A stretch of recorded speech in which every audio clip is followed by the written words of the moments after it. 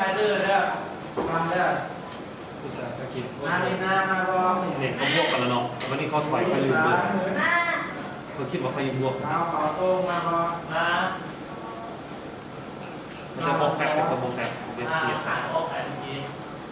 กับเรื่องเงินจ่ายที่เราได้ตัวอัพเวลอัพสุดๆได้เลยรู้กันในชั่วโมงนี้นะครับแล้วเราไม่ได้ไปรอบนึงไม่ได้ชั่วโมงนี้เลยพูดเล่นอ่ะแล้วตามเรื่องนี้น้ำค่อยว่าเลยนะซึ่งเราเคยคอยตีกันพูดเล่นเด็ก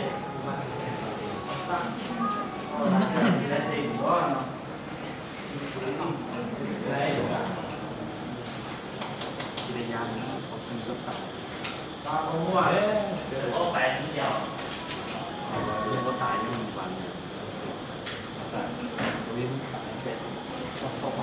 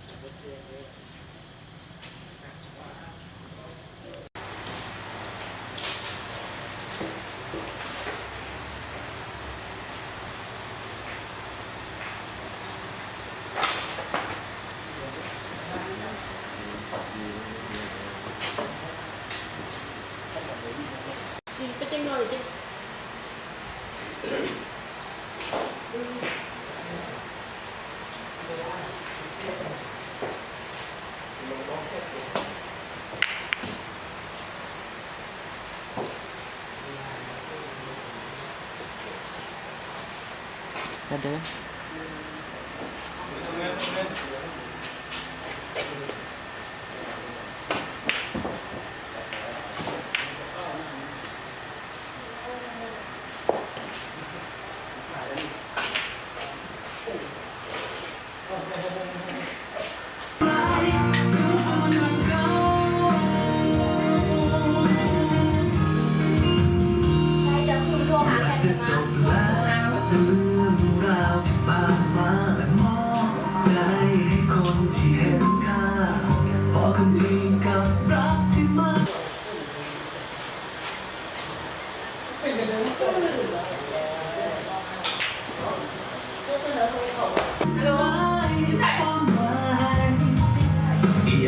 มันจริงเนี่ยมันไม่ของแกนี่นะ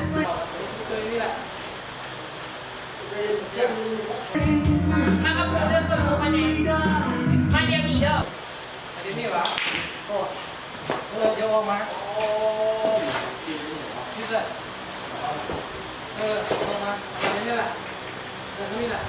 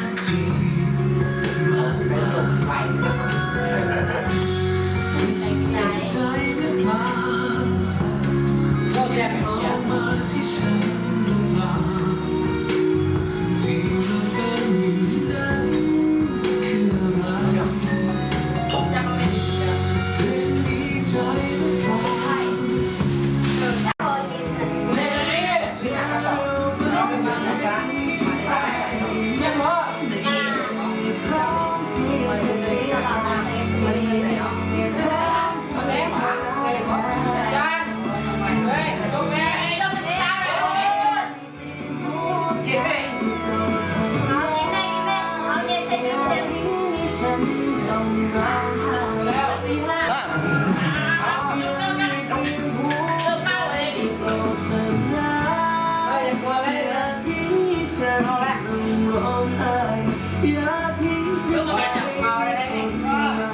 อาหารกัน เ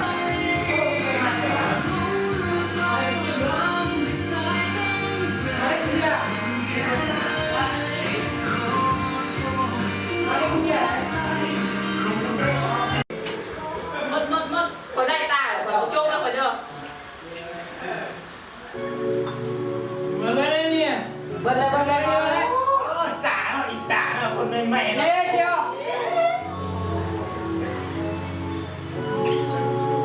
มึดอะไร อาบนทำอ่ะ อะไรจอยยกสักหน่อย เปิดเด้อ วันนี้ไม่ได้นอนเลยจะติดวงยาวว่าพี่ไม่เคยเรียกบ่อยโอ้ยาวไม่ได้เล่นยาว เก็บหัวเลยคุณเจ้า ใครเด็กนะฉันจำได้แค่เพียง ไปไปเด้อ โอ้เดี๋ยวโทรหาเซียวล่าแล้วเซียวชวนมากินเบียร์นะ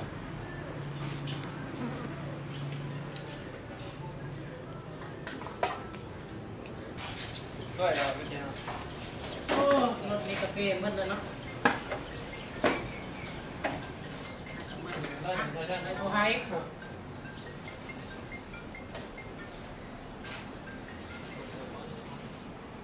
โล อยู่ไสตัวอยู่ไสมากินเบียร์เขาเลยแม่น่ะวันนี้มันเกิดเขาได้ อยู่ห้องนั่นแหละนั่นยังโอ้วันเกิดดีป่ะ ตัวกูมาเครียดเลยจังไดตัวก็ต้องมาเลย เดี๋ยวออกไป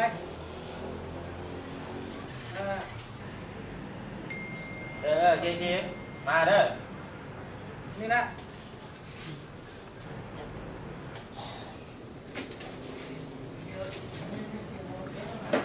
โอ้ย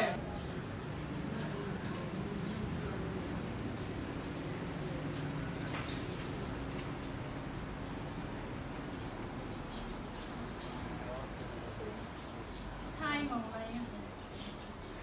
ไปกินเดียว ไปกินเบียร์ใส่ ไปกินน้ำมูด้วยน้องหาที่ เจ้าเอารถไปเลยเสกเลยไม่ได้เสกแล้วเจ้ายกข้ามกินใหม่แล้วเลย เป็นยัง ไปเด้อ เป็นยัง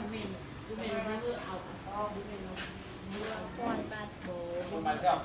เจ้าเราต้องไปเจ้า โอ้ โอ้ตัวหนังสือนี่นะกินหน้าเป็นสิ่งแล้วชอบไปใส่ ขาว สิ่งแล้วจะกินเบียร์หลังกูไปยัง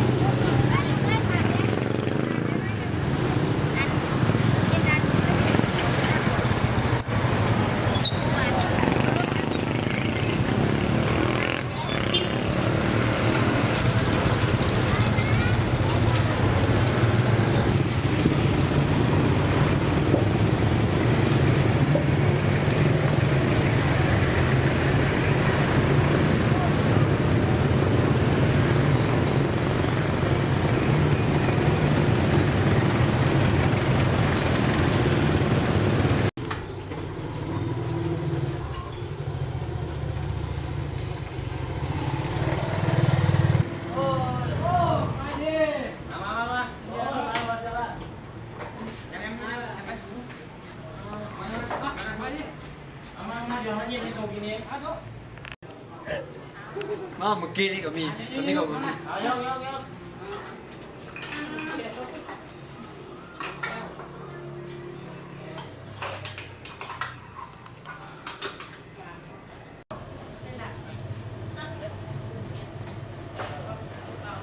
อันนี้แม่สาว ไปกันเลยจะสั่งนั่งโคไหน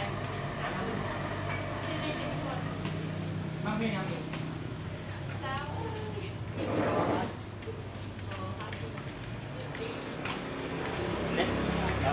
ไปครับ อันนี้เลยพัฒนาเอา เอายกแก้วเลยเนี่ย เอาเย็นเซียวไม่บอก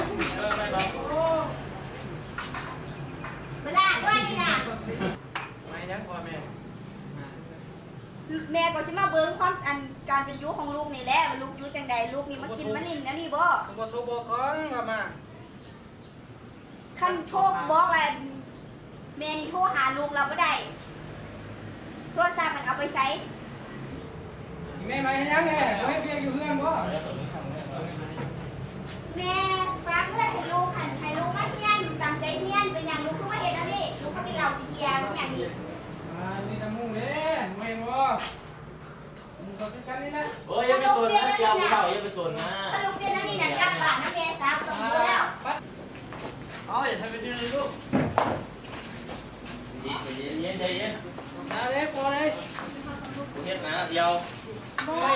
เซียวกูเฮ็ดยาก ลับไปเลยสูงบอดีดีเนาะ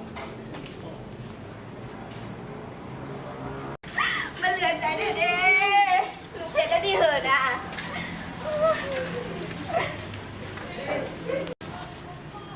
กลับบ้านเจ้า กะหาเมาเลยเนี่ยนอนนี่นะเซียว โอ้ยได้แล้วขอบใจพ่อได้สบายโอ้ย ขับไปเด้อชนะ ว้าวห้องไว้ถูกครับเซียวถูกเมาแล้วเลยนะลมเลยเนี่ย ได้อยู่ ได้อยู่อ่ะ ไม่ยัง โอ้นอนเฮาก่อนนะวันนี้เอาบุแทนได้ตัวหรอก ไม่ยัง ฉันคอยกลับเด้อเซียวเด้อเมาแล้วคอยกลับเลย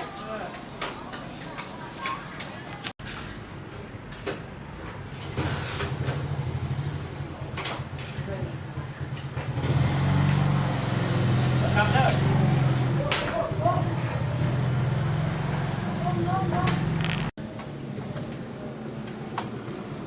แค่ขอท้า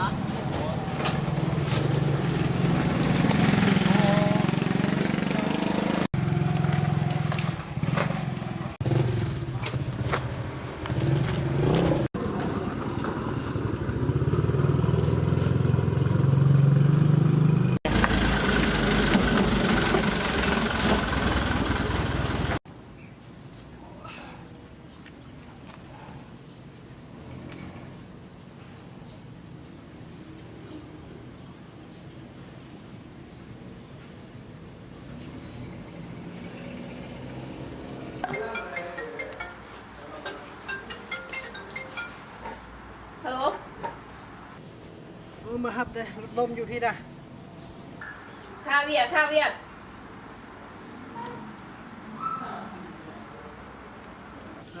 โทรหาโมก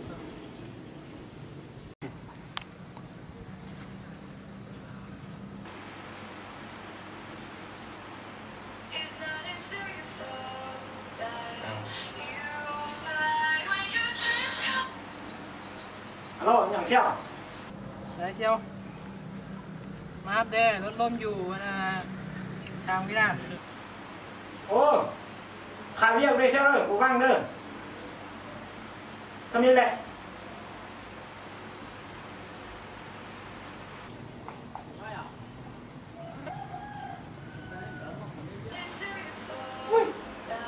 โอ้มันอย่างเนาะน่าลำคัญ บุหับละโอ้ย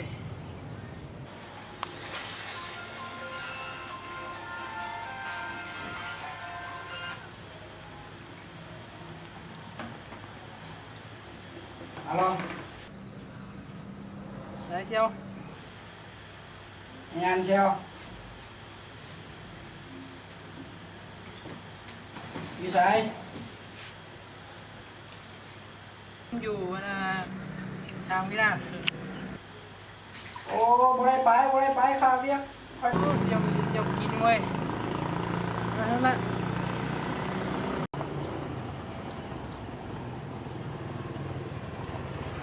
โอ้โหเสียวอยู่ห้องนะครับ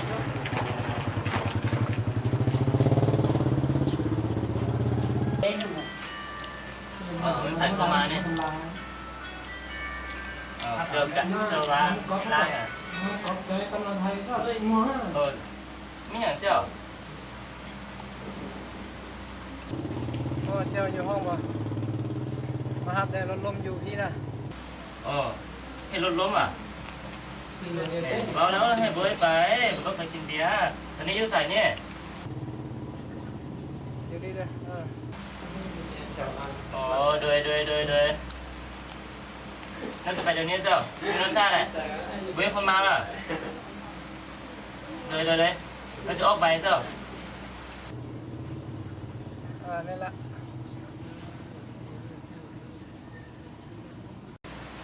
ไอ้เจ้าเจ้าล้างให้รถล้มเมื่อกี้น่ะที่บอกห้ามเบยไปไม่ให้รถล้มไป เอาให้โดนร่มเหรอ เลยไปเข้าไปทานมาไหมเสี่ยวนี่ว่าแล้วให้รถไปไปเนาะไปเอาไปใจรถไป ถามว่ากันสิ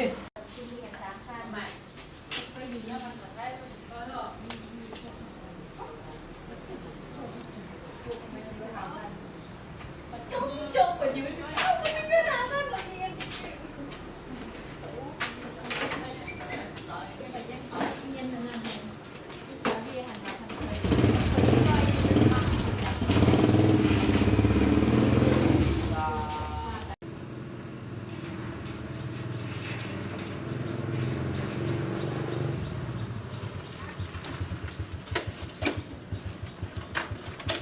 เจ้าเบี้ยเจ้า เป็นยัง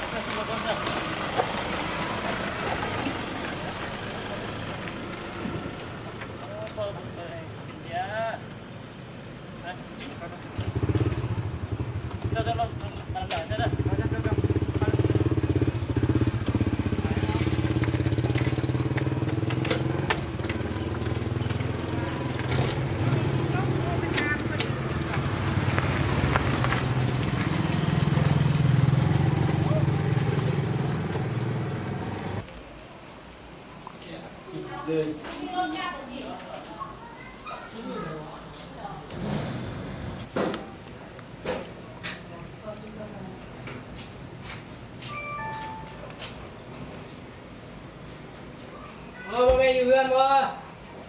ใครมาหันเอาเวลาก็หันอ่ะพามาดู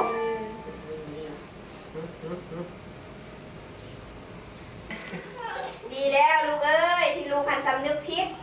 ให้ลูกกับตนกับโตซะเป็นคนดีตั้งใจทำตั้งใจเฮียน ลูกจะเป็นคนดีต่อไปสิบเฮ็ดแล้ว ดีแล้วลูกเอ้ย